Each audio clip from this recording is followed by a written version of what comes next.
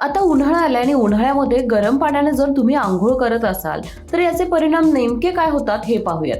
शरीराचं तापमान वाढतं. जसं की उन्हाळ्यात तुमचं शरीर आधीच बाह्य उष्णतेमुळे थंड राहण्याचा प्रयत्न करत असतं आणि समजा यामध्ये जर तुम्ही गरम पाण्यानेच आंघोळ करत असाल तर अंतर्गत तापमान सुद्धा वाढू शकतं आणि यामुळे चक्कर येणे, डोकेदुखी या प्रकारचे परिणाम होऊ शकतात. यानंतर डिहायड्रेशन. गरम पाण्याने आंघोळ केल्याने तुम्हाला जास्त घाम येऊ शकतो आणि त्यामुळे डिहायड्रेशन सुद्धा होऊ शकतं.